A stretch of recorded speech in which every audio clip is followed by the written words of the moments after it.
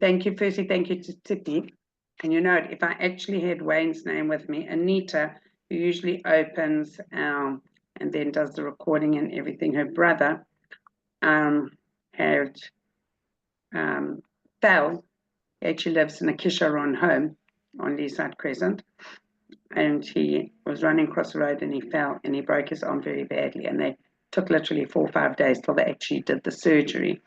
Anyway, now they're really a bit worried about. Anyway, she is sitting in the hospital with him now. And we wish Wayne a refuah shalema, and I'll get his Hebrew name soon. I should have it. Okay. So, good Kodesh, my goodness. I don't know if I can actually deal with this. That's the truth. Every time we get it's Monday and then it's Thursday, or it's Sunday and then it's Thursday, and it's Rosh Hashanah and then it's Pesach and then it's Rosh Hashanah. And we're just waiting for Mashiach to pop up in between and say, okay guys, here we're there. So in the meantime, while we're waiting, there is very beautiful. Okay, Mordechai ben Sarah should have a refuah shalem, and the truth is that having been in Eretz Yisrael last week and also no share, there were a few people that were very proud of me because I said it was like, oh my goodness, and just to get it done and organized, I said, you know what, I'm in Eretz Yisrael, no share this week. So we're all waiting in anticipation, but I also see what does happen when people skip a week or two, then, we sort of like forget, and then we've got to get back onto it. So I'm just getting my messages. Please set up the recording. Don't you love it when people do that? But we're here to be with you, to be able to really take in the energy of Shevat.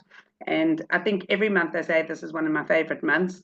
But in secret, really, Shevat is really one of my favorite months for lots of different reasons that I won't even say now, because I'm sure that those things are actually going to come up. So, Ora, as always, thank you for being with us to inspire us. And certainly for me to now just sit back and relax and enjoy and take it in, because I'm not even taking the computer into my kitchen. I've got my dough ready for the hafrasha. Afterwards, the sourdough ready was mafresh, the white dough. So we're all ready and waiting. Great. Okay. Good evening, ladies, and thank you for being here. Let me just adjust my screen a bit. Okay. So first of all, thank you to all of those who agreed to appear on screen. You know that I always complain that it's very difficult to talk into the void. So just 2 or 3 faces and blinking, some acknowledgement of response is very helpful when you're speaking. So thank you, ladies, who are willing to appear on screen. And to those who aren't, I totally understand. And people are cooking and doing whatever they're doing. So no problem. But thank you to those of you who are on screen. Okay. So, Rosh Chodesh of the month of Shevat. Now, first of all, just a little reminder about the actual concept of Rosh Chodesh before we get into the meaning of this particular month. We know that Rosh Chodesh is a special gift that is given to women. And the reason Rosh Chodesh was given as a gift to women is because the woman didn't participate in the Egel, and that was kind of their present that they got afterwards. How do we translate that into real life nowadays? Because maybe it means like a day where you don't work or do the same things as you normally do. Well, what does that mean? I don't know. Don't do the laundry, but maybe you already outsourced the laundry, or maybe you already, did the cooking or whatever it is. So I think it's also important today that women should put the day aside to celebrate womanhood. I think it should be a day that it's instituted for women to have a coffee with each other, or to have, lunch with your friends, or make time for something that or just one day when we're going to have that building for the women. That's okay, what we'll that's do. it. Rosh That's what Chodesh we'll is do. A monthly that's Rosh Chodesh gathering. Just. I'm there. But what we know is that women are strongly represented by the concept of the moon and the energy or the femininity of the moon. And one of the things that we know about the moon on Rosh Chodesh is that the moon is at its very tiniest little sort of shard of light. It's a little sliver of light. So it's at its very smallest.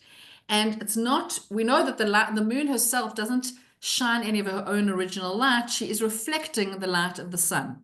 So on Rosh Chodesh, when she's at her very, very smallest, she has to be closest to the source because she really has no light of her own. And it's compared to us and this concept of beginning a new month with some kind of sort of renewal and new energy and new learning, that at the very beginning of the month, we're starting from a place of smallness, of sort of making ourselves small. And really what making ourselves small means, diminishing our ego, nullifying ourselves a little bit, to be in a space of being ready to step into a new month and grow through the energy of this new month. But in order to do that, you have to make yourself small. And I think the thing that frightens us all about making ourselves small is that, what if I disappear? Like, who am I if I make myself small? But what we know is that 14 days later into the month, the moon shines at her strongest. It's the greatest light. But it takes those 14 days of being small, of humility, of reflecting a little bit of light in order to reflect a huge amount of light. So it's the work that it takes until that 14th day of being able to be this bright light. It's humbling oneself and becoming, because really what it means is that in order to become great, you have to be willing to be small. You have to be willing to push the ego aside. And that's relevant for every Rosh Chodesh, is this idea of new growth, new beginnings, plugging into new opportunities for spiritual growth. But actually, the reason why it's the most relevant in this month of Shevat is because if we look back at the last 2 months, I know it seems like a minute ago, but actually, believe it or not, Hanukkah is already like we're into the second month since then, right? But in the month of Kislev, we would have said that the energy of the month of Kislev is about light and about miracles and about hope, right? And then we step into this next month of Teves, which is actually quite like sort of startlingly different to that month, because Teves is actually a month of din. It's a month that's characterized by anger, and it's a month of really working on ego. And the name of the month, Teves, is likened to, it talks about the menorah that was lit by Aaron, that when the menorah had to be prepared for the next day, the act of cleaning out the old candles in order to get them ready for the next day was called Hatavat Hanerot, cleaning out the muck from the candles in order to allow there to be clean oil to shine the next night. So that Teves and Hatavat, the idea is sort of like the mucking out of what's getting in the way of the light shining. And in this case, moving from Kislev to Teves is that ego gets in the way of the light shining. And the work of this past month that we just stepped out of was working on allowing ourselves to be willing to be humble, on getting our ego out of the way, on working on actually the concept of anger was about the fact that really anger in itself is quite neutral. In other words, it's not a thing we should not have any drop of. We actually all need a bit of anger, because if we didn't have anger, we wouldn't feel passionate about the things that are going on around us in the world. We wouldn't get angry when we watch the scenes of what happens today, when before the hostages get, released, what happens to them. We wouldn't be seething with anger when we look at that. We need to be seething with anger, because if we're not, we've become numb to what's happening around us in the world. So we want there to be a bit of anger in us, but we want that anger to be channeled into justice and good things, because the opposite of that anger, when it's channeled into not good things, is what's going on around us in the rest of the world, right? So we're trying to make space to get rid of the ego, to nullify the part of ourselves that's not channeled right, in order to allow the light to shine. And then we're ready to step into the month of Shevat. We're going to talk about what happens in the month of Shevat, but we've kind of prepared ourselves to be ready to absorb what Shevat has to offer by having been in a space where we were willing to kind of move out of the way of our own ego. So now, as we step into the month of Shevat, we know that the central theme of the month of Shevat is Tu B'Shvat, which is in 2 weeks' time. And there's actually an argument as to whether the energy of this month is placed in Rosh Chodesh or in Tu B'Shvat. And there's actually like a Hillel and Shammai kind of argument over which one it is. But the truth is that really the sum total of it is that Rosh Chodesh is always like a macro Rosh Hashanah for the month. In other words, Rosh Chodesh holds the power and the energy of what there is to be downloaded for the rest of the month. But it depends how you engage with it as to what you draw down. So it's kind of present in both Rosh Chodesh and in Tu B'Shvat and in the rest of the month. But Rosh Chodesh presents you with sort of all the potential that sits in this month. So we're still sitting in that space of like, what does this month have to offer? And now in the next few weeks, we have to work on kind of trying to draw that down into the world.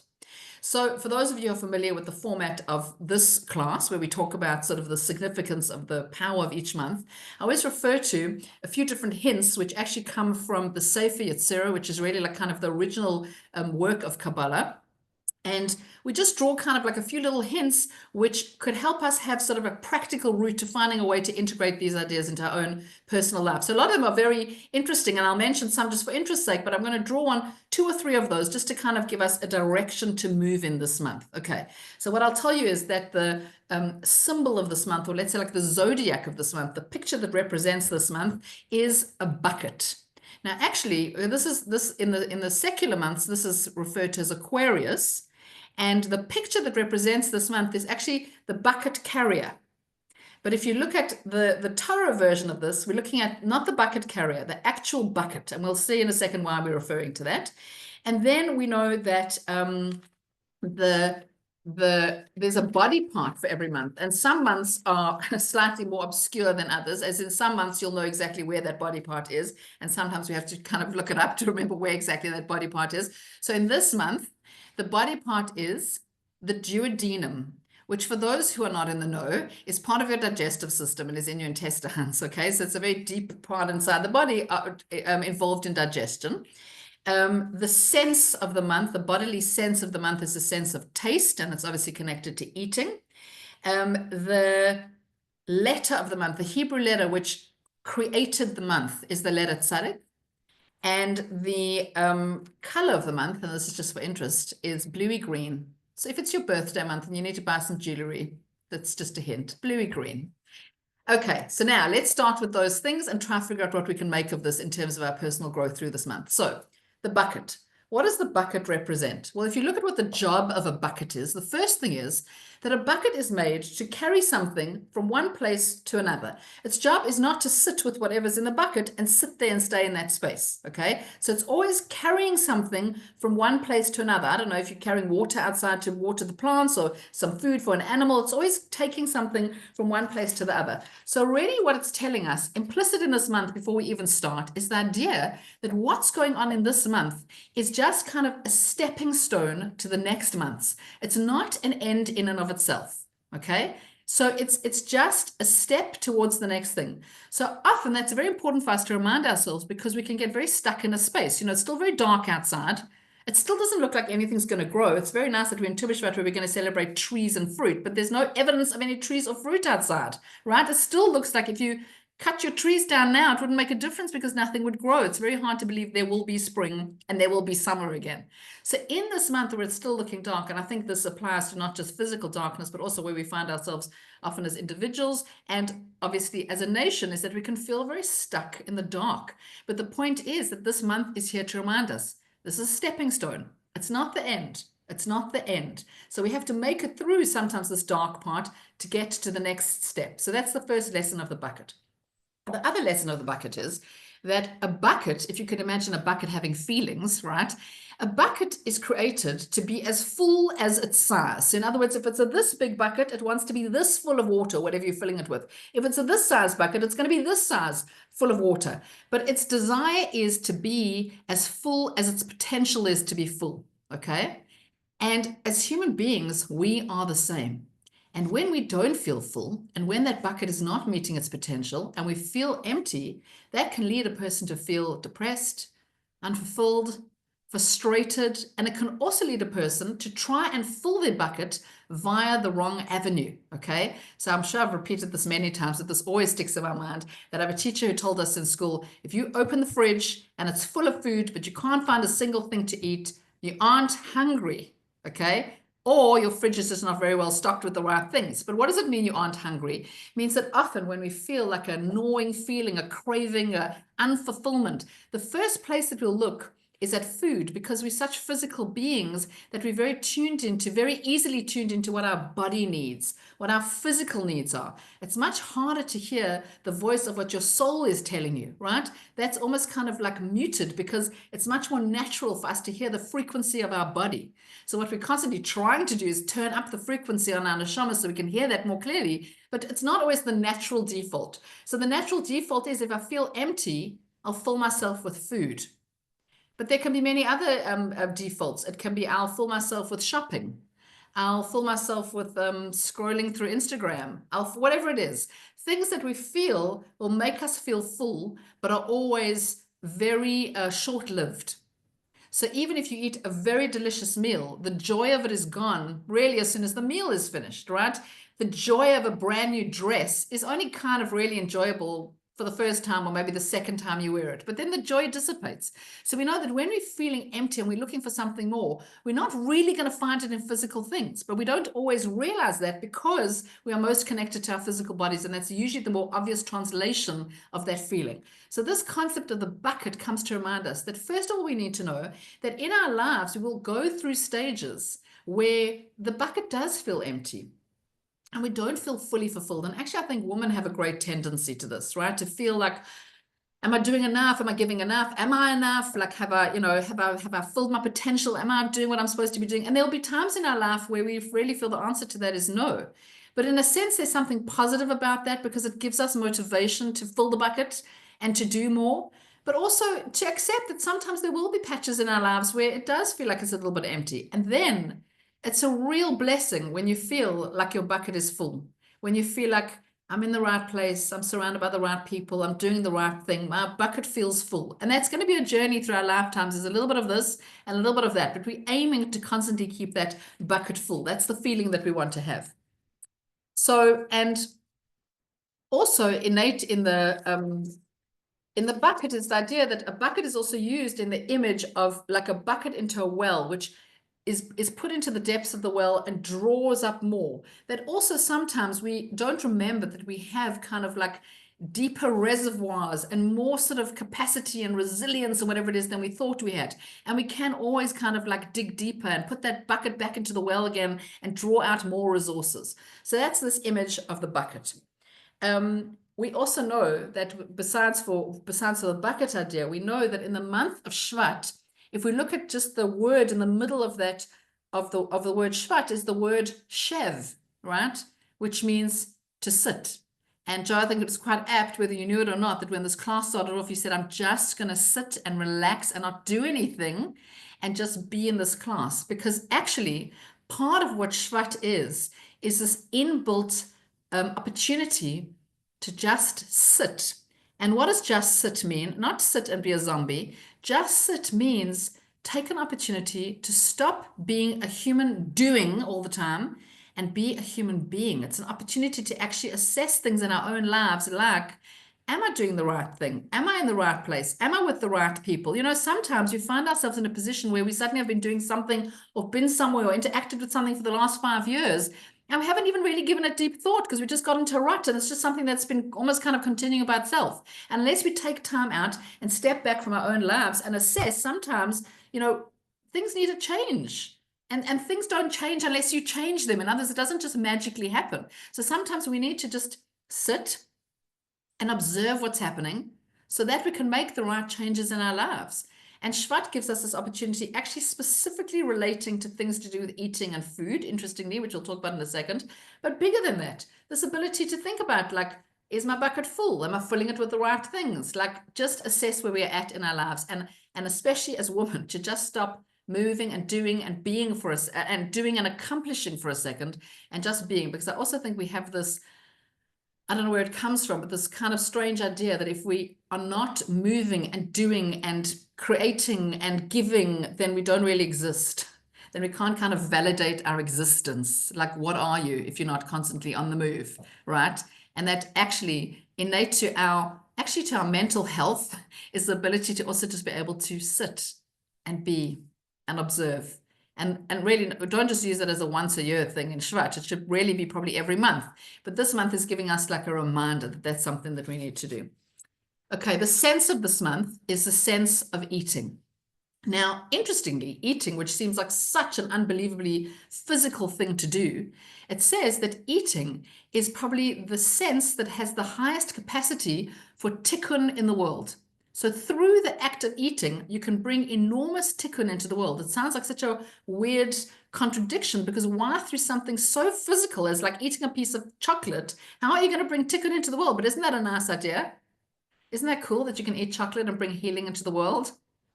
So how does that work? So first of all, we know that food is one of those things. Well, our hint often to the things that are going to bring healing and good things into the world is usually that they have two opposite sides to them. They have the the potential to make it holy, but they're also always attached to like craving and desire and something that's going to pull you down. So anything that has those two extreme pulls in it usually tells you that this thing can be made holy, but it can also really drag you down, because food can be an obsession. Food can be the only thing you think about all day long, and often we do, right? But food can also be, I mean, if you take an apple and you acknowledge that it comes from a creator, and you say a bracha with kavana, and you look at its color, and you smell it, and you take a bite, and you say a bracha afterwards, you've taken something very ordinary and made it extraordinary. You've upgraded this very neutral thing and made it holy. That's how you make eating holy, right?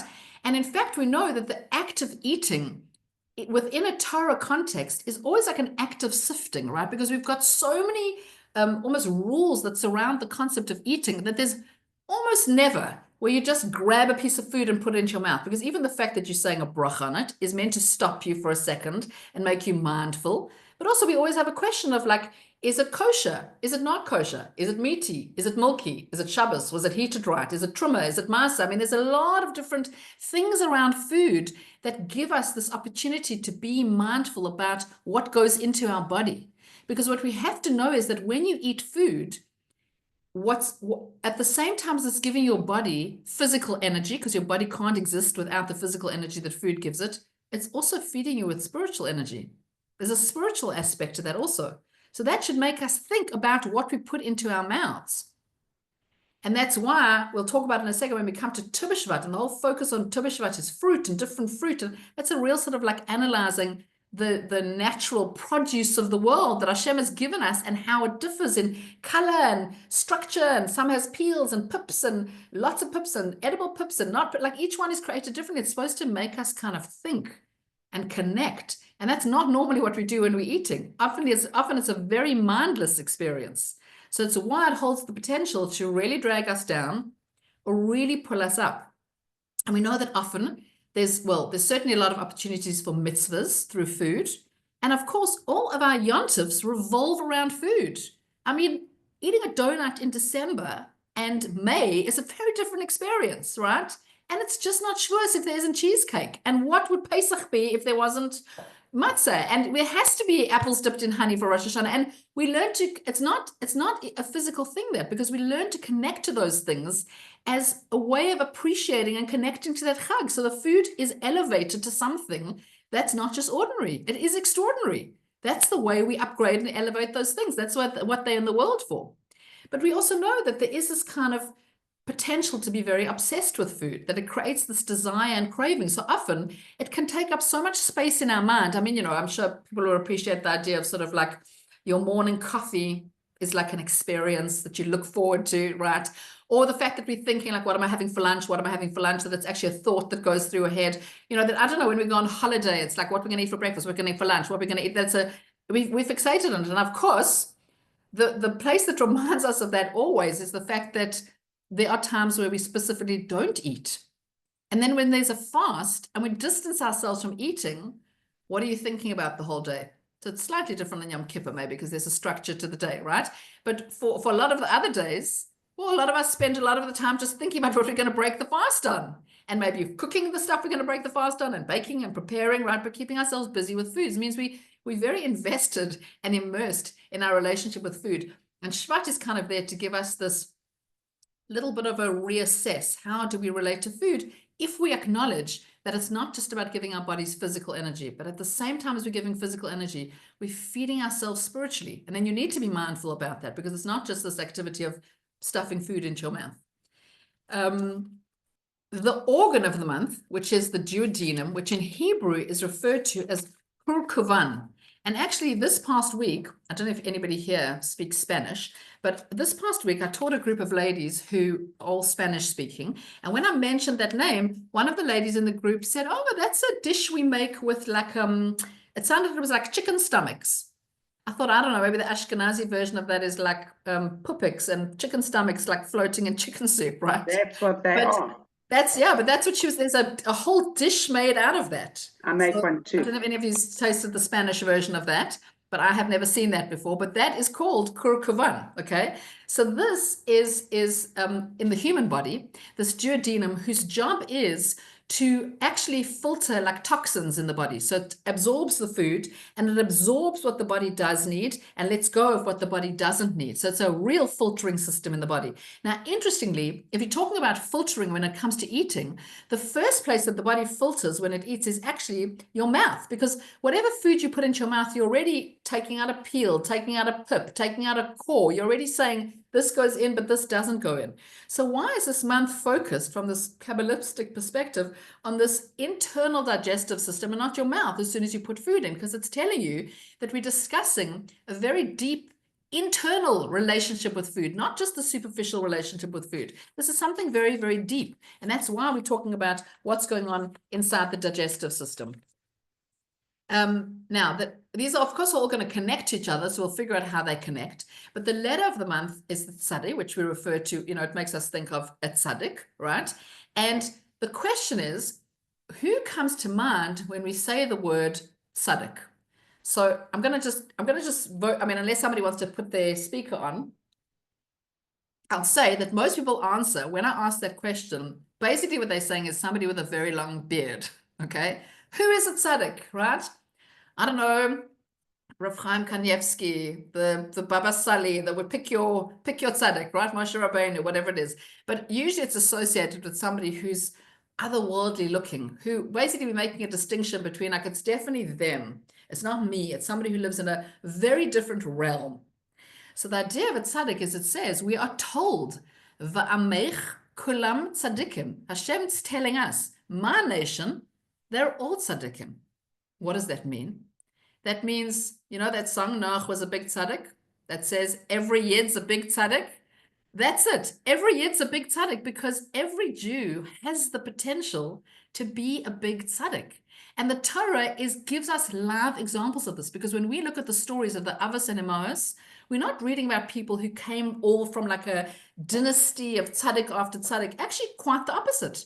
There were people who grew up in the house of idolaters, and people who grew up in the house of definitely not a reverence for godliness or meaning in the world. And yet they channeled whatever the energy they had into becoming a tzaddik or a tzaddikus or a tzaddikah, right? So it's telling us every person has the potential to be a tzaddik. Don't imagine that tzaddik is something so, and also they don't have to have a beard. Don't imagine that the tzaddik is so far removed from you that it can never be you. You're being told that every year it's a big tzaddik. My nation are all tzaddikim. You've all got potential to become a tzaddik. It's how you channel your experiences in life that make a person into a tzaddik. It's not just that a person is born a tzaddik.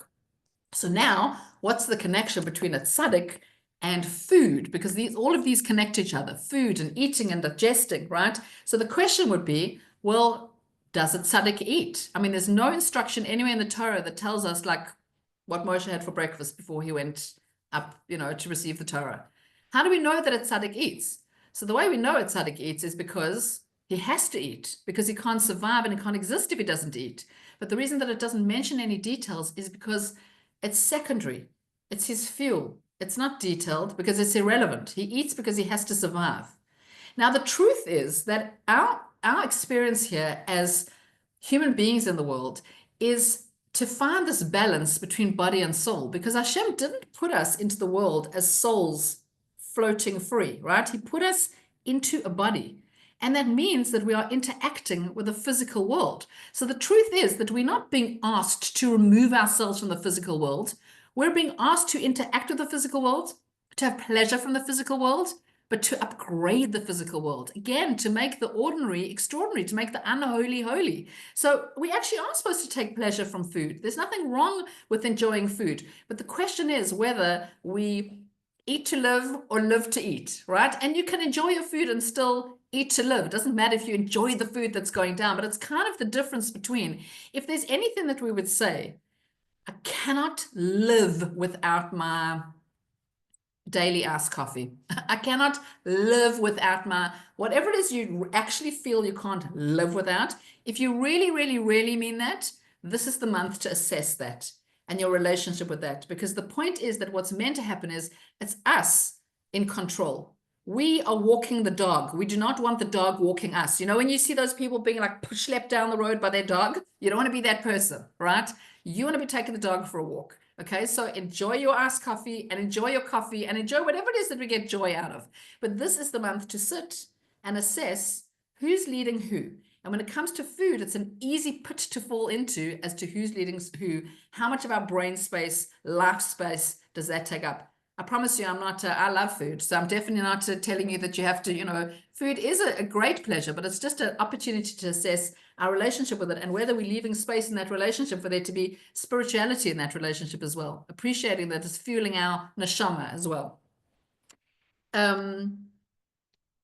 Now, when we talk about the specific capacity or what the big deal about the month of Shevat is, what is it that we're celebrating in the month of Shevat and specifically on Tu B'Shvat?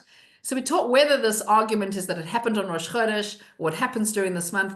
The idea is that it talks about the fact that as the beginning of Shevat, or as the month of Shevat starts, the sap starts to rise in the trees, right? The sap rising in the trees is really symbolic of the trees getting ready to renew themselves, getting ready for spring, getting ready for new growth, getting ready to become what they are supposed to become when spring comes and when the sun starts shining and when the cycle starts again. But the thing is that the sap is rising in this month where you certainly don't see any evidence of that. You don't see evidence of the sap rising. Where? Where is it? Because if you go outside and look at the trees now, the branches still look dead and bare. There's not really buds out on the trees yet. So there's nothing indicating yet that something good is coming.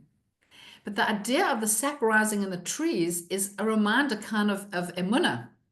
It's telling us that when we're in a space where you can't see the thing happening, you have to hold on to the hope that it's going to happen. Like right now, when you don't believe that spring is ever going to come. But we know that those trees are getting themselves ready now for spring. And it's happening underground. So it's not a place that we can see. But we have to hold on with faith and hope and trust that better things are coming, that good things are coming. And I think we're watching unfolding in front of us amongst our own people, this extraordinary sort of like, you know, letting go of these hostages and the fact that, you know, we've certainly been in a time before that where we were like, are we ever going to see any hostages walk out of there again? And now we are seeing them and we believe this, we can see more. And please God, there's more of them alive than we know are alive and that they should all be returned. And for those that we know are not, they should at least have, you know, respectful burials. But that there's been a time when we didn't believe that that would happen. And it did happen because the seeds were sown for that already before. The sap was rising in the trees, but you don't see the sap rising in the trees. So there's a lot of times we have to hold on to the hope of what we believe is coming, even when we don't see the physical evidence of it.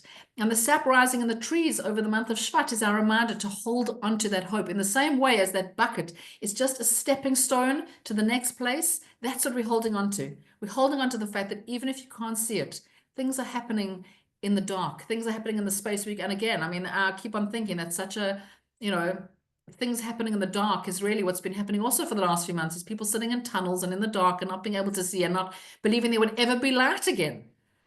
And look at those faces of those girls when they've come out. I mean, you know, I have no doubt that the healing journey is going to be tremendous and enormous, and none of us could possibly conceive of what that means. But I think that especially in the last group of girls that came out, that look of like defiance, we made it. You cannot get us. We will rise above, right? That is like, if anything, is the definition of like the Jewish spirit, right? That even when you don't believe good things are going to come out, you know, look what's happened in front of us. And please God, we should just see more of that. And it should be revealed, and it should, you know, it should lead to very revealed growth and miracles that we can see, and not just the stuff that's happening, you know, in the dark. The central chag in Shevat is this Tu B'Shvat. And I don't know if any of you have ever had the experience of a Tu B'Shvat Seder. And I don't just mean like your kids' Tu B'Shvat Seder at school where they just say brachas on lots of different fruits. But there's actually like a sort of a Kabbalistic version of a Tu B'Shvat Seder, where you go through making brachas on different fruits. Specifically, the focus is on the Shivas Haminim first, on the fruits grown in the land of Israel first. I'll just add that we're going to actually do that on Tu B'Shvat with Rebbetzin and Silva on the Thursday morning. Amazing. I think it is. Amazing, amazing. So I'm hopefully doing that also with a group of ladies this year. We did that last year, but it's this opportunity to examine all the fruit that we partake of. You know, how often do you actually look at how a fruit looks and the colors and the structure of it and how clever it is and how it smells and what it tastes like and what the texture of it is? Because usually we're too busy moving to be in that state of sitting and being. So part of this shev and sit is also sit in the month of Shevat and just appreciate and partake of the food and the growth and nature that surrounds you and absorb that. And then we look at all the different fruits and the fact that different fruits are made differently. So some fruits you have to take off a peel. Some fruits you can bite straight into the flesh. Some fruits have a big pip in the middle that you have to throw out. Some fruits have no pip in the middle. Some fruits have lots of little pips. Some fruits have edible pips. Some fruits have inedible pips. And each one of them symbolizes something different. Each fruit comes to tell us a different lesson. It's like truly Hashem speaking to us through his creations. Because each one of those fruits and each one of those foods that we partake of is like the embodiment of whatever Hashem instructed them to be. And when you eat that, you are absorbing and partaking of whatever Hashem instilled in that, whatever lesson Hashem instilled in that fruit, right? So it really is like a spiritual process, because that Seder is supposed to lead us to a place of really, truly connecting to sort of nature around us and specifically food. So if any of you have the opportunity to listen to Rabbi Silber, but otherwise definitely on that day, on Tu B'Shvat, to make a plan to buy fruit and buy fruit that looks different, and especially the Shiva Saminim, but fruit that is partaken of differently. The peel on the outside, not the peel on the outside, the pips on the inside, not the pips on the inside, to examine and look at and smell and taste and feel how each one differs from the other and how we can kind of learn different lessons from all of those. And on a very deep spiritual level, I can't explain exactly what this means, but it says that the spirituality contained in every piece of food is the combination of Hebrew letters which Hashem created the food with. Whatever Hashem instructed that food with is what it became. And when we eat, we ingest whatever Hashem commanded that food to be. So in other words, it's actually like a link between us and Hashem every time we partake of his food. But most of the time we don't think about it like that at all, because it's more just kind of fueling ourselves, right? So this is this opportunity of really kind of having a look at that. And interestingly, it also talks about the fact that in the month of Shevat is when a person is supposed to start choosing their esrog. Now, I don't know how many women here feel very particular about choosing their esrog. It's probably often a man's sort of remit more, but any man will tell you, or maybe a huge tzaddik won't, but I think your average man will tell you that he's definitely not given 1 minute's thought to his esrog now in February, right? Or in January, wherever we are, right? In the month of Shevat. Who's even given a thought to their esrog? Because now you've got to think about Purim's coming, and then it's going to be Pesach, and there's a lot of things happening before you think about an esrog. What does that mean? So what it's telling you is that just before Sukkot, when you choose an esrog, and obviously we can translate this to lots of other things, but just before Sukkot, when you choose your esrog, that's not when the esrog gets made. That's the culmination of months and months of what was happening out of your sight in order to create that esrog. It didn't become what it became on the day you picked it. It became that 9 months before.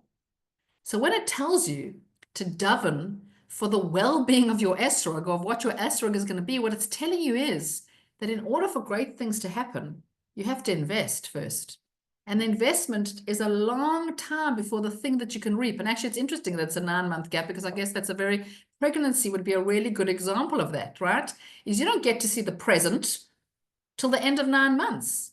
But what's happening out of sight during those 9 months is the growing of what you're going to see at the end of those 9 months. But when you see that baby at birth, it's been 9 months work of what that baby was going to become until it becomes that. So what it's telling us is also invested in this month of Shevat is almost like you put the work in now for what's going to be afterwards. But you can't, it doesn't matter. In other words, don't fixate on what the end result will be. What you put in is what you're going to get out. I heard somebody say this today. This is actually Rabbi Lappin, who is a rabbi in Renana, who's actually like my childhood rabbi. And I heard him speaking about this, and he said, normally when a man looks for an esrog, he says, which esrog should I choose? And he said, really the right way to go about this is, he says, like, which esrog wants me, right? It's like, what have I earned during this year? What have I worked myself towards? So, of course, this is not just about an esrog. This is about everything during the year. Is that this is the month where the sap is rising. This is the month where the potential is held. And how much work we put in and how much seeds we sow and how much we work in the background where you can't see it, that's what we're going to reap in 5 months' time and 6 months' time and 9 months' time and for the rest of our lives. Not the fixation on what will the end thing be, but on what we're putting in now. That's the work you need to do. So when it says that in Shevat is when you choose your esrog, means you make a choice about what you're going to put in, not just thinking about what will my esrog look like on Sukkot. What am I putting now in towards what it's going to be then? And this idea also of the sap rising in the tree is that the sap can only rise when there's nothing blocking it. It can only rise up this tree and into the branches and into the twigs when there's nothing obstructing it. And when we talk about our journey through Kislev and then through Teves and now into Shevat, is that Kislev was about this light and miracle and hope, but ego got in the way and we got a little bit blocked and we couldn't shine our brightest light. And we spent Teves working on, and even if you didn't know this existed, the process was still happening to some degree, that we're clearing it out, we're making space. And what we're making space for when we nullify ourselves in that way, when we get willing to make ourselves a bit small, when we get the ego out of the way, is to be in a space where we're ready to let that sap flow. And that's in our own personal lives as well, without the obstructions, without the blockages, without the defense, without all the things that stop us from accessing our greatest light. To be open, to be real, to be humble, that those are the things that allow the sap to flow. And those are the things that allow us to grow and to become our best selves. And even this idea of the shells on things and the pips in things is our reminder all the time when you have those things, that we have so many things kind of blocking our light, that we often ourselves just kind of survive in this world, have defenses that we put up and things that we allow to get in the way that block us from. It's called the clipper. It's like the shell and the peel that shouldn't be there, that we need to get rid of in order to open up those channels so that the sap can really flow. So that's the process that we want to open ourselves up for during the month of Shevat. And the focus specifically is on our relationship with food, and where there's opportunity in our relationship with food to bring spirituality in, to bring holiness in, to bring some kind of relationship with Hashem into that, but also to know that there's opportunities for mitzvahs surrounding food, and there's opportunities always to upgrade food into something meaningful. And it doesn't mean we shouldn't get pleasure from it. We certainly should get pleasure from it. Tu B'Shvat is the perfect example of it, because surrounding yourself with all the colors and the textures and the smell is pure pleasure. It's beautiful pleasure. And say a bracha on it and immerse yourself in it and know that it comes from Hashem, and know that it's there to fuel your body and your soul, and partake in that. That's what Tu B'Shvat is about. That's what Shevat is about. And we have this opportunity to really kind of like immerse ourselves, and with that to take ourselves into the next month, which is going to be Adar. And you can't experience the joy of Adar until you've cleaned out the muck in the way, allowed the sap to flow and allow growth to happen. And then you can step into the joy of Adar. But this is like it's like the one thing leads to the next, and you can't skip out steps in between. We need to go through all those stages of personal and spiritual growth in order to allow ourselves to be ready for the next month. So get yourself ready, immerse yourself in this month of Shevat to allow those channels to open up so you can enjoy what's coming next and fully partake of that. And enjoy the food and surround yourself with beautiful fruit and with nature, but in the knowledge that there's something deeply spiritual about that as well, and celebrate and enjoy that. And just wishing everybody a beautiful, meaningful, connected, delicious month of Shevat. Thank you, ladies. Beautiful, beautiful. Thank you. Thank you. Anybody have any questions quickly? I'm going to just grab my glove because I realized I haven't got one. Go for it. I just made my hafrasha. 1 second. Any thoughts? Anything to add? Anyone? No, thank you very much for a very inspiring share. Pleasure. Thank you for being here. Can I ask a question? It's Of course. Hayley. So the way I kind of think about everything is kind of where I am, and in the northern hemisphere, the trees are really bare, and I can really picture what you're saying. But then I'm thinking about Eretz Yisrael, and the trees don't really get so bare. Well, you mean because I think really what we need to think about is like, what about South Africa and Australia, who actually all sitting on the beach and complaining about how hot they are? That's the real. But then everyone just says, "Oh no, the Torah is about Eretz Israel." So right, exactly. So that's the answer to that. But you're saying Israel doesn't experience such severe It's Yeah. such extremes of cold. But the concept is still true that if you looked at the trees now, they do look different than they look in spring and then they look in summer. Like, you I know, think even it doesn't have to be as depressingly extreme for the concept to be true, that growth is not the same during winter as it is during Yeah. summer, and that the ground looks very hard and the ground is colder. It's harder to plant things. So maybe they're lucky to not have as much of an extreme as we have, but the concept still holds true. But I think Thank you. the very first part, but one of the things is anyway that the only place that there's real kedusha of the ground and fruit and vegetables is there at the top. Yeah, exactly. So that will always have the kedusha. It doesn't matter where you go with anything else. And we're looking forward to that. So as my dear friend Shelley said today, Baruch Hashem, there were 8 miracles today, and please God, many more.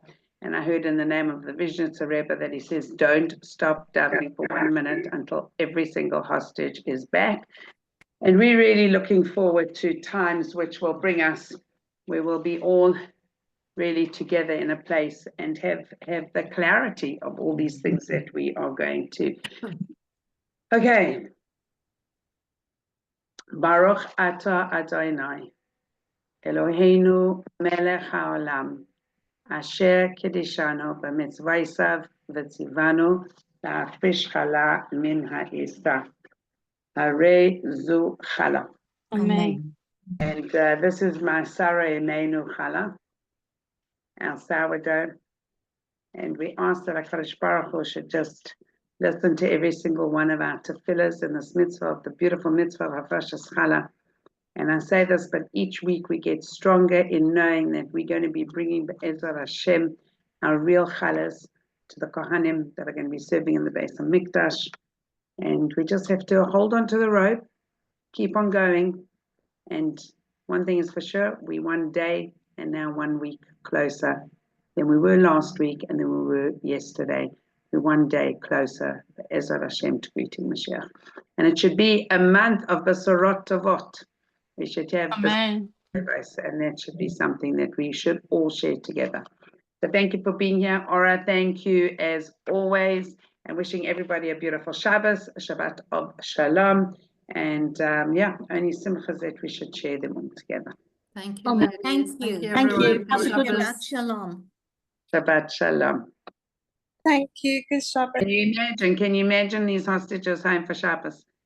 Can you imagine Agam? Can you imagine their family? Shabbos is going to be like a Kodesh Kadoshim of real. And I think that we have to remind ourselves, add that into ours as well. You know? Okay, good Shabbos, good Shabbos. Shabbos.